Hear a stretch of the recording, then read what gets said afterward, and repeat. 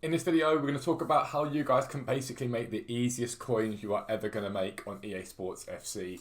This market is ripe for the picking. So we'll get into the video. I'm going to show you everything to do with what you should be buying right now on this game. Everything you see in these videos is on foottrading.co.uk. The buying and selling prices for every card on this game. We cover every card type. We make sure you make millions. It supports our content, but it also means you will never need to spend a single penny on EA Sports points ever again. Don't rely upon their pack rate and all that stuff. Learn to trade. We will teach you how to trade whilst also helping you along the way. We've got mods, we've got traders, we've got me and Dan, everyone to help you on this journey. You'll make millions of coins. You'll be able to enter the monthly tournaments, and I guarantee you it will change the way you play EA Sports FC. Check out the website, but for now, we'll get into the video. Welcome to the video, guys. My name is Fuzzball40. If you're new around here, please consider subscribing down below. Come over to Twitch directly after the video. We are drawing the winner of our giveaway for a website subscription. If you want to make millions of coins, it is so easy to do, and you've got to be in the stream to be able to be entered. And I will just say, the streams have been incredible for the last few days. So many of you guys getting involved, and I cannot tell you how much I appreciate the support. It's been game-changing for me, so thank you so much from the bottom of my heart. If you're new, subscribe, click the like button and comment. I will always comment back to every single comment that I get on my videos. But, wow, the market is on its backside. It is so low. Now, those people that are asking, why is it down so far? It's a really simple culmination of basically what I call the perfect storm.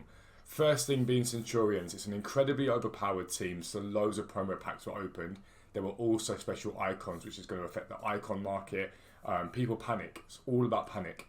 Then on top of that, we got our division rival awards, and everyone's playing this year, and most of the rewards are good, no matter where you really finish. And then you got squad battle awards on top of that. And then yesterday, EA, with the time zone change in the UK, decided to drop the content late, and that created even more panic, right? So everything's on its backside. Low budget, guys. Just quickly for you guys, I tell you every single week, if there are cards that are basically down at the lowest price possible that you think that card's going to get to, buying them with Hunters and Shadows when they drop low is the play. So yesterday, Makolo Moani was down at 2.5k, and I told everyone at that point you need to buy into him if you're low budget, and look at how high he is now. This is a play you can make every single week. Every single week on the weekend, you can make yourself a KO card. And I keep saying to myself, maybe I should just go all in on these cards and end up with 350, 3,500 of them and make a ton of coins. But I keep not doing it, and I really should start to think about doing it. Having said that, I've done relatively well from the buys I made yesterday, because Sunday Flips come out, and I said to everybody, hold off, don't rush, you're not in any rush to buy these cards, because people were assuming we weren't going to get content. And what happened was, EA did this last year and the year before. When the time zone in the UK changes, they somehow managed to mess it up, and it always comes an hour later. So at 6 PM, the market had dropped off, and everyone started buying up their cards, and the market rose, and everyone started buying in. And I said, just hold off, get some stuff on bids and snipes, because if we get content at 7, it will crash. And what happened? It crashed. So I've got sort of some random ones. Even with buying later, although these Goretzkas were actually bought quite early on, even with buying later, there's a few cards that I've got that aren't really that profitable. Araujo at 31 with a shadow. I think he's selling for about that with a shadow at the moment, which isn't incredible, but it's also not terrible. So again, he's not doing too badly. But I also managed to get some cards, because I took my time and waited, that I've got good value on. So this Alibas, for example, we're probably going to be a really decent profit from them, because they've risen quite nicely. But the market from here should only be up, okay? It should only be up. So let's talk about the market. There is Araujo for you right now, okay? Again, if we look at this market, we're going to look at the hourlies basically from Friday in onwards, and he's just got lower and lower and lower. And you can see last night, that low point there, 10 o'clock. Again, as we've said to you guys before, between 8 and 10, the market is at its lowest, okay? When we put flips onto the website, when we do it in the videos, I tell you guys you have to wait until the market is at its lowest, okay? But Araujo has now started to bounce back, which is very good, because I've bought quite a few of him, so I'm happy that he's starting to move forward. But where the low point at the moment is, are these random 83s and 84s. They're so low.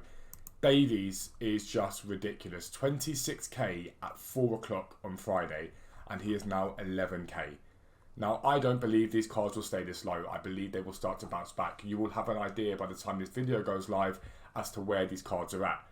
So if you're one of those random guys that's like, right, well, I don't really know where to put my coins at the moment, these could be a good play. There's always risk involved in it, but they could be a good play.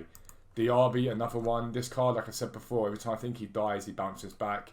But this time, it's just been a steady decline in his price. But having said that, he was 24k on Friday, again, at 4 o'clock. I always tell you, everything should be sold by that point. He's a less than half as well. So in my opinion, these cards can't just stay at less than half. I can't see a reason why they do that. So those of you that are thinking, where do I put my coins? These are the places you can put your coins, into these cards. Now, these cards are not going to get back to 25k in my opinion. But again, let's say you bought Diaby at 11 today, right? You managed to get some snipes on him because that's what I got yesterday.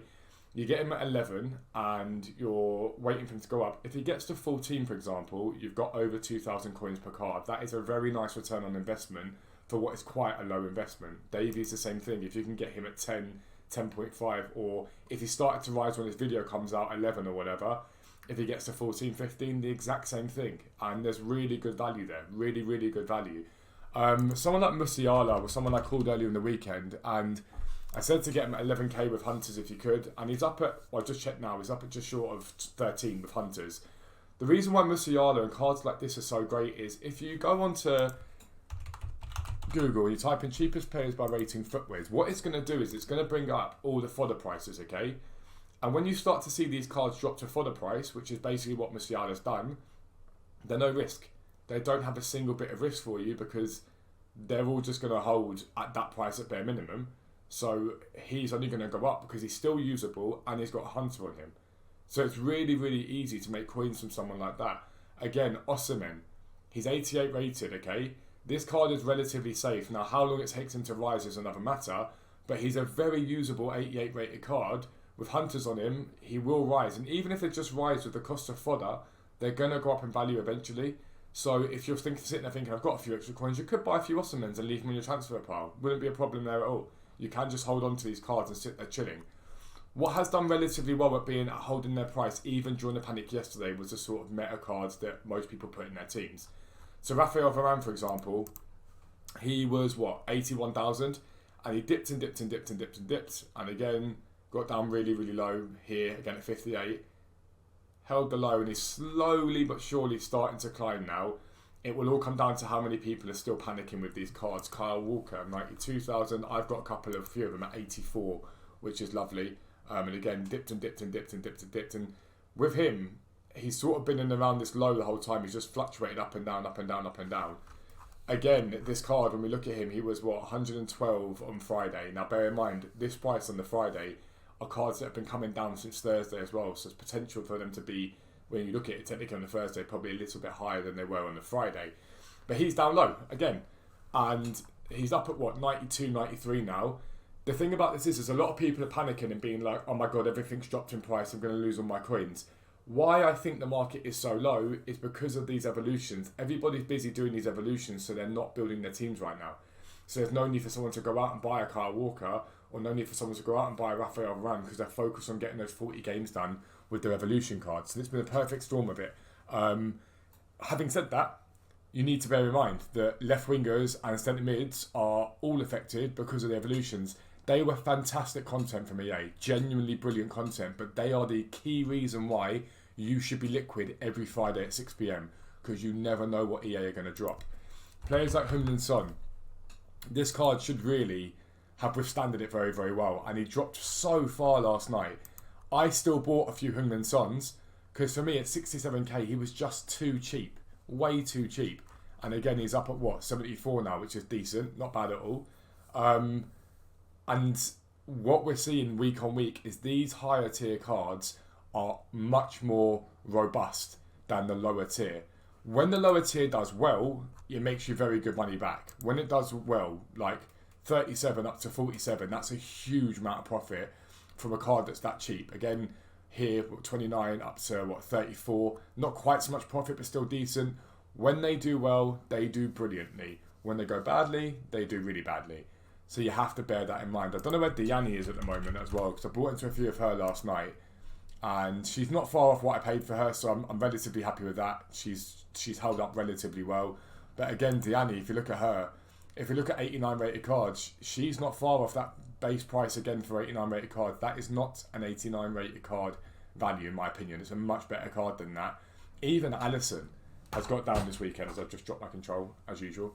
Even Allison is down low towards that 89 rated price. To me, the market only goes up from here. It only rises because there's no reason for it to hold this low. People still need to build teams. They still need to buy cards, change up their teams, do whatever it is. There is no reason for this market to stay this low at all. Now, I'm going to be patient. If you bought cards yesterday, hold. Just chill.